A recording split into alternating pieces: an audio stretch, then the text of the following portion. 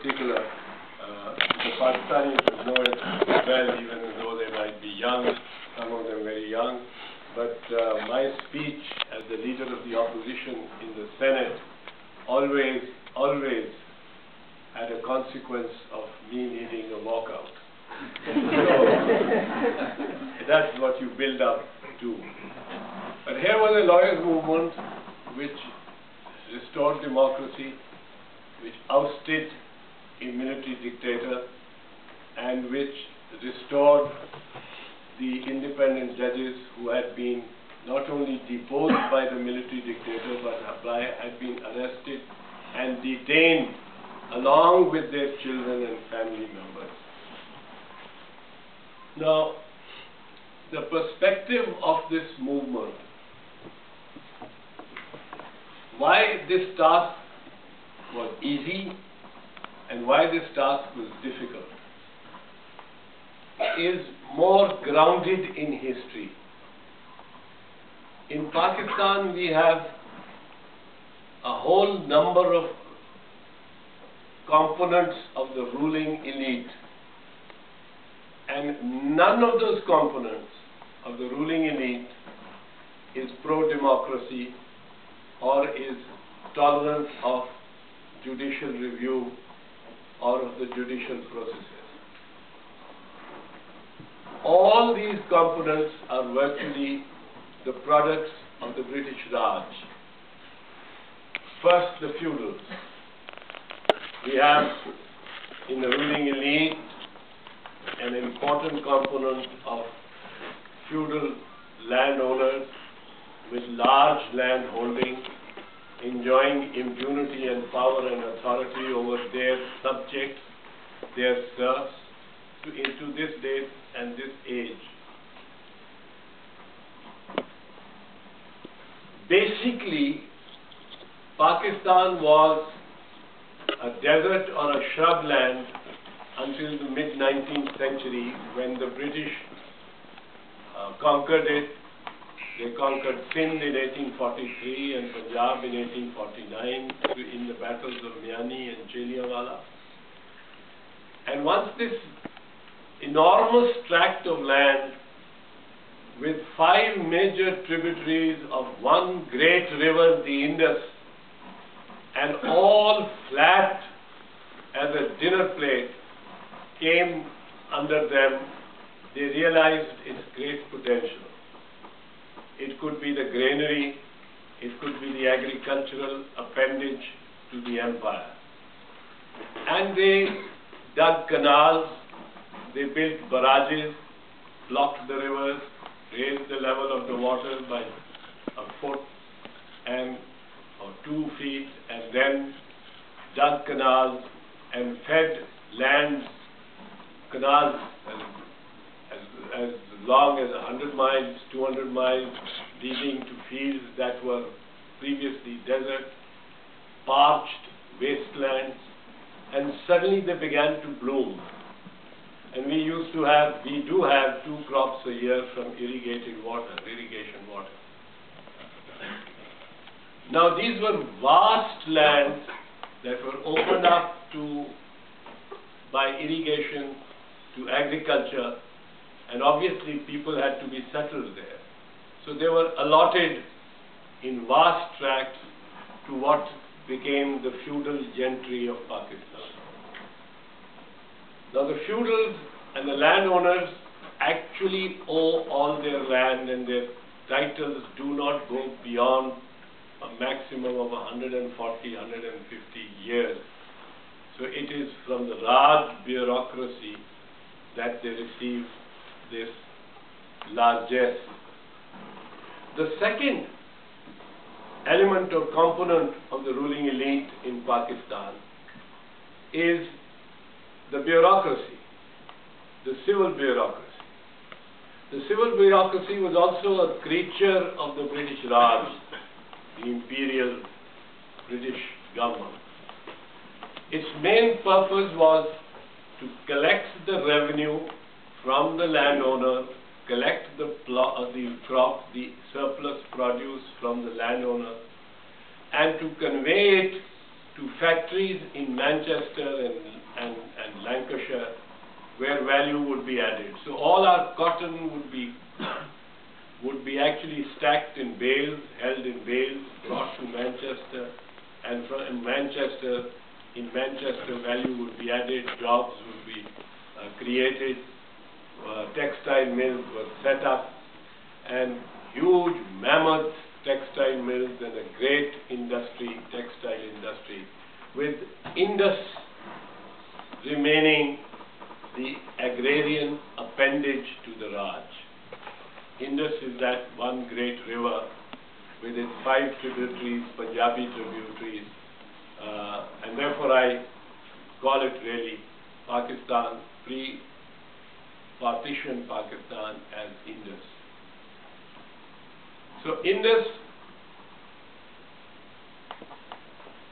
produce had to be, the surplus had to be taken, extracted and taken to the imperial power, value added there, and then the produce, the manufacture returned to Indus and to India for sale at monopolistic prices. So there was a profit to be made on both ends at Whitehall and by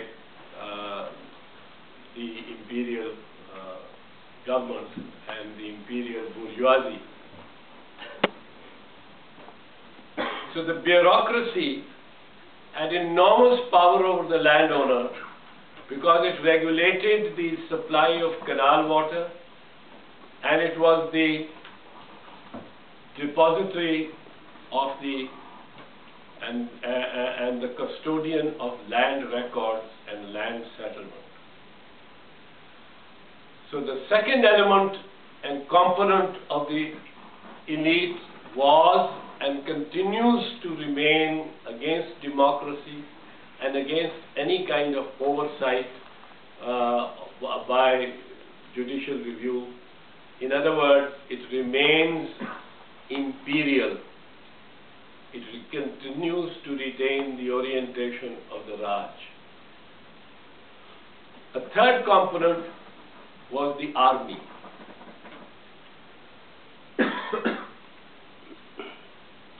After 1857, when the indigenous native troops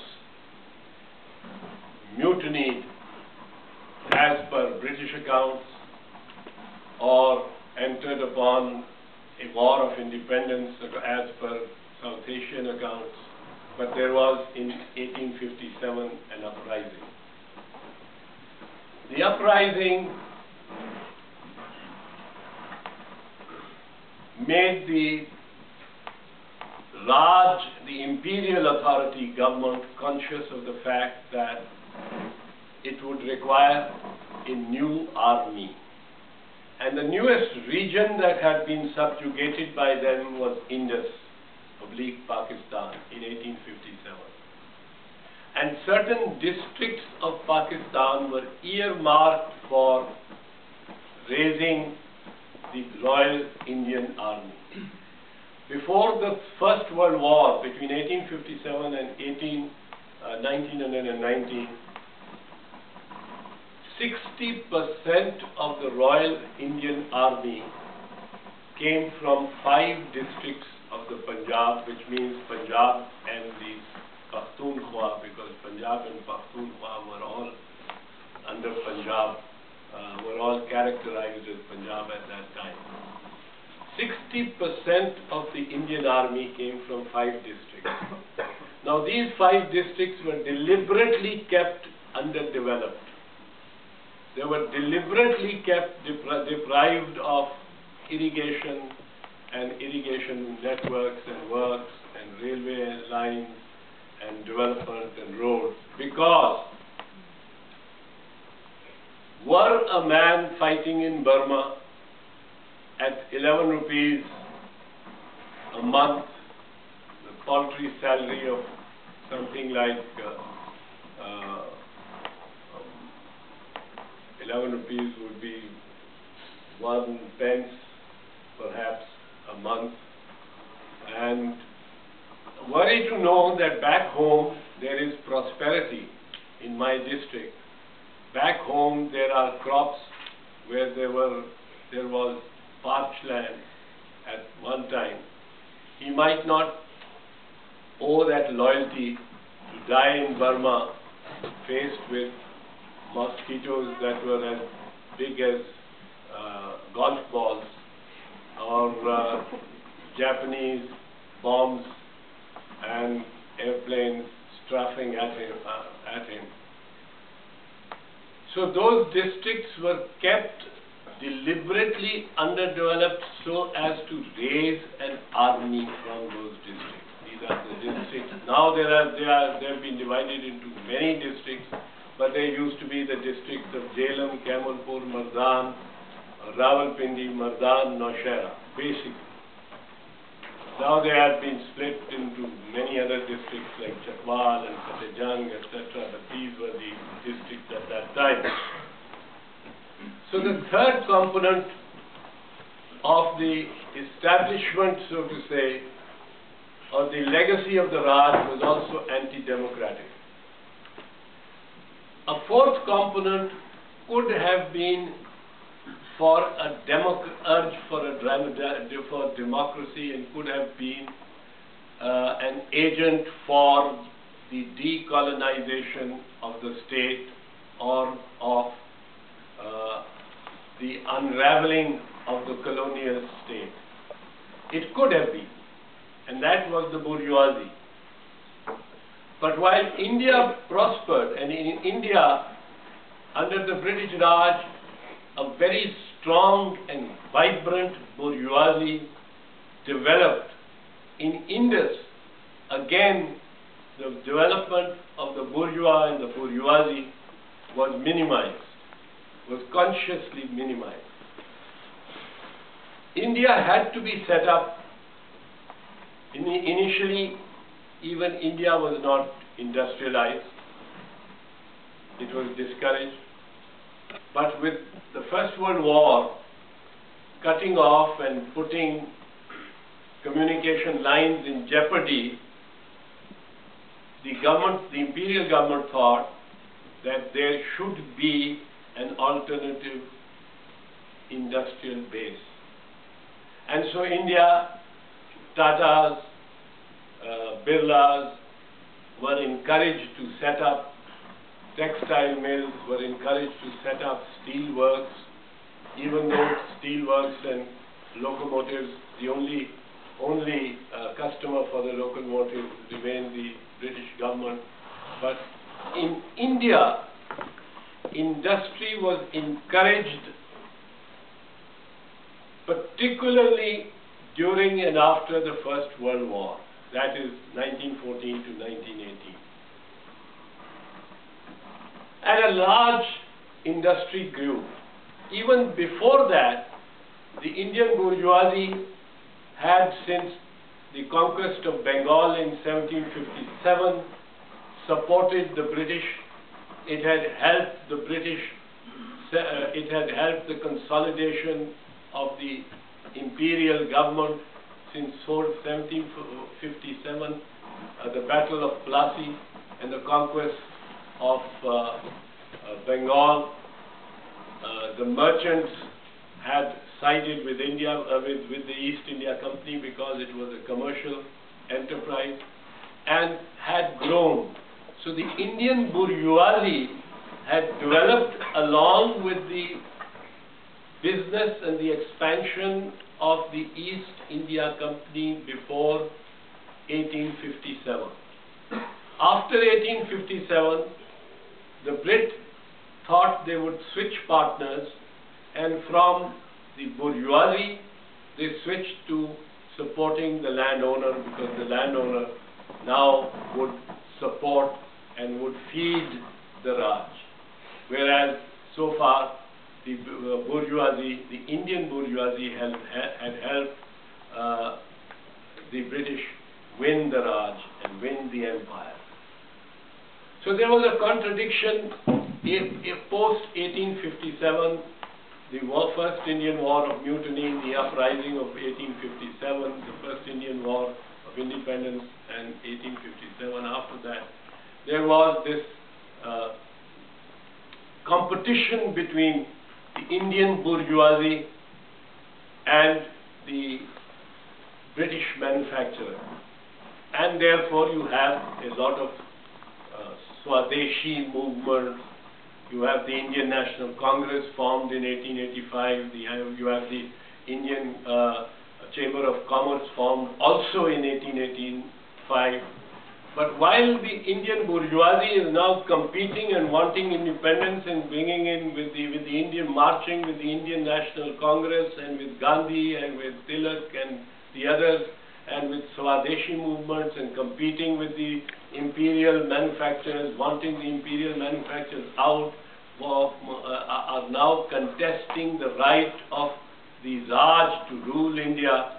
Indus, which is Pakistan, was an agrarian appendage to the Raj, with a weak bourgeoisie, with strong feudals, with a strong military supply to the Raj, and with a civil bureaucracy which aided in, abetted in the collection. They were called collectors, district collectors, DCs, district commissioners, district collectors, in collecting the produce and sending it to the imperial country. This is what was the difference between India and Pakistan in 1947. India had industry and a bourgeoisie. Pakistan produced all the sugar and all the cotton and had one sugar mill and one cotton mill only in 1847.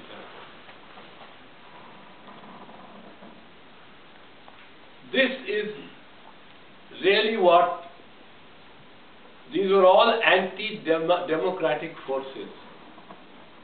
They were all colonial elements. None of them wanted to dismantle the colonial state. And then Muhammad Ali Jinnah had to confront all these feudals. So he reached over the shoulders of the feudals and the bureaucracy at the people. He reached over their shoulders, and I will show the parallels with the lawyers' movement in this. They reached over the shoulders of the people. When the people rose, the feudals fell at his feet. First, Sikandar Yat, the Prime Minister of Punjab, in 1945, entered into an accord with Jinnah. And then there's a more interesting episode of the Prime Minister of Punjab called Khizr Hayat Tiwana. Khizr Hayat Tiwana was the Unionist, anti-Muslim League, anti-Muhammad Ali Jinnah, anti-Pakistan, pro-Raj, feudal Chief Minister of Punjab in 1946, when the movement was at its height, the Pakistan movement, the movement not only to liberate India but to partition India. And crowds were shouting out on the streets. This literally happened. Crowds were shouting outside on the streets. Vast crowds in Lahore, in Lalpur, in Rawalpindi, shouting, Khidr Wazarat Tod Do, Khidr Wazarat Tod Do. Dissolve Khidr's cabinet, dissolve Khidr's cabinet, dismiss Khidr as chief minister. When suddenly news broke that Khidr had capitulated and Khidr had made an agreement and a settlement with Muslim League at the terms of Jinnah's Muslim League. When the crowd heard that Khidr had in fact converted over, the slogan immediately changed to Taza Khabar Aayi Hai, Khidr Hamara Bhai Hai. We've just heard the news that Khidr is a good chap. We've just got the news that Khidr is a good chap. You remember in Julius Caesar, when the crowd is chasing, this is the crowd psychology we in South Asia know rather well, better than the Arabs and better than the Europeans. In South Asia, the phenomena of the crowd is an important one, but Shakespeare understood that phenomena profoundly.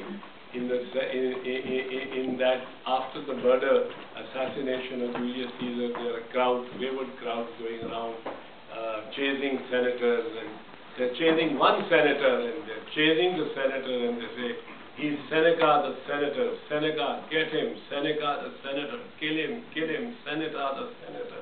And Seneca is running away, and suddenly he realizes that they are saying Seneca the senator. He turns around and he says, I'm not Seneca the senator, I'm not Seneca the senator, I'm Seneca the poet, I'm Seneca the poet. And the crowd stops for a moment, it stops, it's sort of as if hit by bricks, and it says, and they're quiet.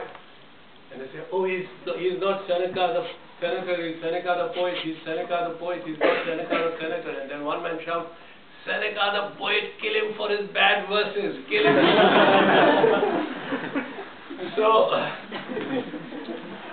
we these days really are on the whipping end of the stick because of our bad verses in Pakistan. Otherwise, we are a great people. But Jinnah reached out to the masses, the feudals fell in his lap, the bureaucracy fell at his feet, the army split, the army saluted on the 13th of August 1947, the soldiers and the officers who saluted the Union Jack at the time, at the point of retreat, saluted the Pakistan flag on the 14th of August. It was the same people, there was no change. So there was not much of a change. There was no intent to dismantle the colonial state and the colonial establishment in Indus, as there was an urge in India to do that, because that was a national bourgeoisie leading a movement. Here the components and elements were all of the Raj, and they had until 13th of August saluted the Union Jack. The only difference that came into their lives was in wearing the same uniforms, the same medals. On the 14th of August, they saluted a green flag with a crescent and star on it. This virtually continued in Pakistan. Much of you know that history. I don't want to go too deep into that. But this was the kind of paradigm, frozen paradigm, that continued with us throughout our history. There was no national bourgeoisie. Even the bourgeois that was created by Pakistan, the industry and the industrialists, was related and joined and like twins tied by at the hip to the state, to the colonial state, by a client patronage relationship.